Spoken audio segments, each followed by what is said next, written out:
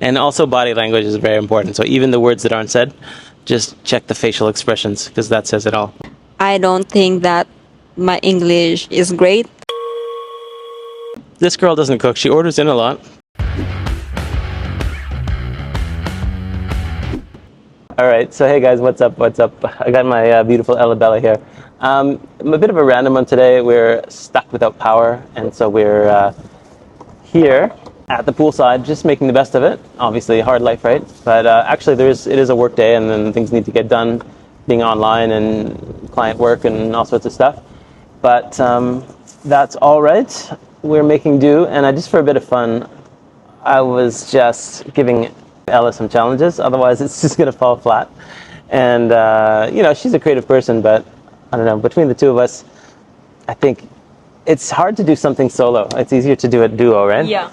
So I'll do something. I'll be like, "What do you think about this?" And then she jumps right in and she comes to life. So that'll be my duty to you guys. And what I did today was I gave her a little challenge, saying, it's been a while, and I heard her talking to her parents the other day on the phone, and she was full Tagalog, and I'm like, It's not Tagalog, it's Bicol language. oh, even more Bicol language. So she was just fully in it, and she wasn't even no effort or anything. So I'm like, well, she still got it. So I'm like, let's see if she could do it on a recording. And so let's see if she could do Tagalog, which is a little bit different from Bicol language, but not much different. So let's see if she could do it. So maybe you can watch that clip. Maybe we stitch them together. And I don't know what she talked about, but she did a pretty good job. We'll see. Only the people that speak the language will be able to tell you if it's a good job or not. And just like any challenge, we have to step up and do something from my side. So I thought, well, it's your first language, so honestly, you should be amazing at it. But for me, I'm trying to show, if you do it in English, I'm going to show you how hard it might be. So I did mine in French. And the reason I speak French is because I'm born in Canada, and there's some language that you get exposed to there. I didn't grow up with it. I had to study it. My parents put me in that program. But eventually it sticks with it, and you've got to practice and practice. So let me just finish what I was saying, though, about the learning. Yeah. You want to basically put your kids, give them challenges, and up to you guys. But I think if you're not sharing your language, they're not going to get it from anywhere else. Mm-hmm. The first language that I want my kid to learn is English, because English is the universal language. The languages are good to talk around the household. And it's all those things that are kind of maternal, from the mother to the kid or the father to the kid. So if I'm speaking to them, they know that's the relationship. So the father will, they're going to speak that language to the father, and then they're going to turn around and speak that language to the mother. And that's just what you do. I don't know. In Filipino, I feel like that the whole Taglish, is it Taglish? Yeah, Taglish. Taglish is mixed of English and Tagalog, but it's not you can't learn Taglish, right? Yes, you can. You're not going to learn that in school. There's no book. No. There's no book on Taglish. It's just a blend. So English, Tagalog, and so it's freestyle, right? Mm-hmm. You just kind of do what you feel like. It's kind of fun. I think that keeps your brain fresh. Mm-hmm. The first language is a Filipino, so I never learned English, which is we have that subject, but I am a little bit bored by that time. So now when I am here in Australia, I'm having problem to socialize with English people. So I want my kids to learn English first. Okay. And I can still teach them how to speak Tagalog. Nice. So that seems obvious, right? Just give your kids that opportunity, whatever's going to work. Up to you guys, It's just good to have little hobbies and learn things. It's easier more than ever with language apps. Just off the cuff here, the app that I use is Drops. It's Drops, like Drops. The really popular one is Duolingo. You probably, again, if you're into languages, Duolingo, and you can pay for subscriptions and stuff. But there's no Tagalog on there. There's no Filipino on there. Maybe I could try that. You want to learn Filipino? No, French or Spanish. Okay, very cool. So yeah, if you didn't know that, there you go for the first time. I would say rather than pay for tuition here, just practice, use the app. Those teaching tools are very good. So start there. Yeah. For me, I learned a little bit of Russian like that because my daughter's half Russian, and that was always something I thought, well, let me just be in the in the loop so I know what's going on. But yeah, anyway, do you have any other thoughts on the language? Or if I'm gonna learn some language, I think I will focus on English first before other language, because English I need to improve myself. What if my English is not great right now, and then I started studying different language, I'm gonna have hard time. So I don't know. We just talked about kids and stuff, but like obviously the main relevance for you guys would be your partners. Like if they're gonna come or you're gonna live there, then you've got to be able to communicate with everyone, the parents, the siblings, the work. You know, if you're gonna come here and work, you've got to feel confident. Your English is good, and your written English is very good, I'm not. but you're not confident with spoken. Yeah, because I am super shy. I don't think that my English is great. I'm scared to get bashed. So that's it. It's just something that we can relate to. So happy to hear your comments on it. And yeah, overall, I think that's where we're at. I guess. What do you get with us? Well, you get multilingual. You get multi. We're not really good at cooking. You're not going to get any of that from us. Yeah. This girl doesn't cook. She orders in a lot. See her nose? See the nose, how it flares up like that? That's a Filipino thing. Yes, I said the wrong thing. You don't cook. I don't cook.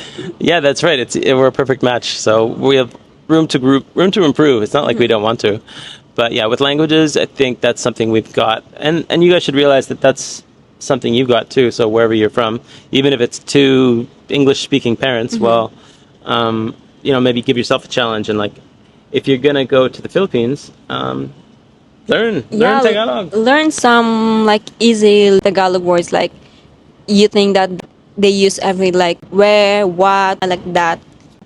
There it is. And also body language is very important. So even the words that aren't said, just check the facial expressions because that says it all, right? Cool. Well, that's a little bit of our little content about that. If you want to stick around, I'll give you a little bit of that update on what I was saying in the French video because a lot of people are going to be like, what? I didn't understand that. They can translate in English using YouTube. Yeah, let's see. Anyway, I'll give you the really short, 2 minutes summary. So if you want to stick around, great. If not, we'll see you in the next video. Yeah. Don't forget to like, subscribe, and hit the notification bell so you will always be updated to our next video. Cool. So here it is. I was telling you about a little bit about why does this guy speak French and where does it come from. So here I'm a Canadian. You can hear the accent. It's English, but you learn a little bit of the language over time. The real kicker for me was that I had a job opportunity when I was younger, like 20s, when I worked in France. It was like a summer job. So I had no travel experience. It was like the greatest thing ever. So just so happened they had an exchange where they were looking for young, people like maybe with a little bit of savings because it costs money to go travel there. But we could go to France and work. And we worked at Disneyland Paris, Euro Disney back in the day. So Disneyland Paris, and that was awesome. So we just worked in there, but the environment was like French, I have a question. 100%. So how do you socialize to French people? Yeah. So, I mean, it's like working in a different country. So that's what makes me think, well, I can imagine how it must be for you because you're in a different country and now you're going to start working. It's weird. It's a weird idea. Nothing's familiar. Like everything's different. The banking's different. The payroll is different. The interview process is different. Everything's different. So, yeah, I don't know. What was your question? How do you blend into people? Okay, so like French people. working in the environment. Well, it's sink or swim. Like you have to not be awkward. You have to be like, okay, you use whatever tools you can. Yeah, I understand. Yes, no, or can you repeat that? Do they talk in French? Yeah, it's So how do you understand them if you don't know? no. Well, you have to speak French. It's not like I didn't speak at all. But you already know how to speak French. Yes. Yeah. That's a good thing because you already know. So it's a way to lock it in. So imagine if I spoke a little bit of Tagalog. Well, guess what? Spending three years in the Philippines is going to make sure that I definitely know Tagalog. So that's why if you're going to be serious about learning, start online. Like just learn something because when you get there, you're going to be able to put it into use. Even you're going to be awful, but at least you can be like, oh, what I know what they're talking about. They're talking about like lechon and like eating. So like, or just simple things, And even with conversations with your mom, is like, oh, is he learning Tagalog yet? I should be able to say, something ma no. Hindi pa po, ma. Yeah, hindi no ma. Hindi no. No intindi. pa po. Hindi no intindi, something like that. So anyways, it's that's a bit of the background and the rest of it is you know, if again the translation I was talking about is just like what it's like to live in a different country, moving here from Canada, and what's the real difference. And you can see the climate, so that's the number one thing. It's like Australia has no snow, no seasons. Actually, the country itself is unilingual. Like there's multiculturalism here, but it's just pretty much straight on English.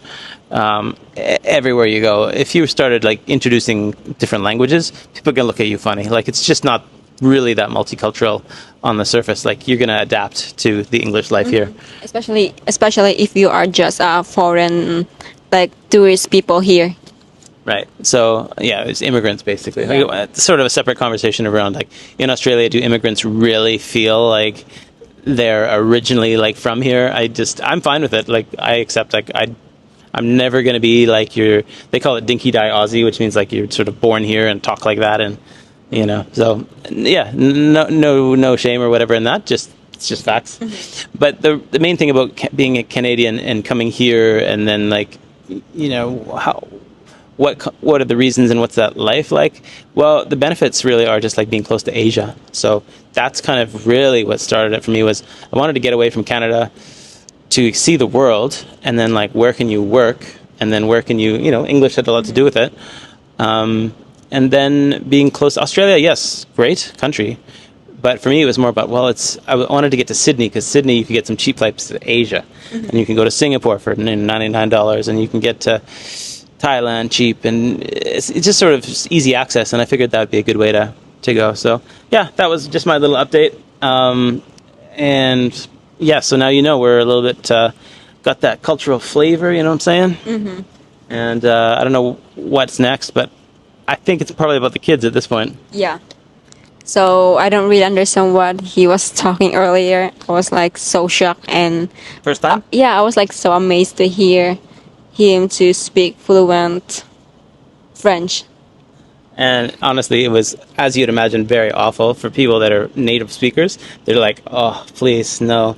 But vocabulary is what it is. You can get the words, and the pronunciation comes after practice. But yeah. That's it. amazing.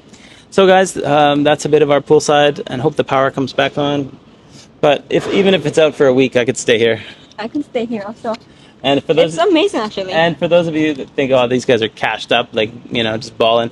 We've been gifted a free pass to this little place. So thank you. Shout out to the people that are making this possible. Maybe they're sponsors. Our first official sponsors, Lifestyle. Okay, guys, see you in the next video. Bye.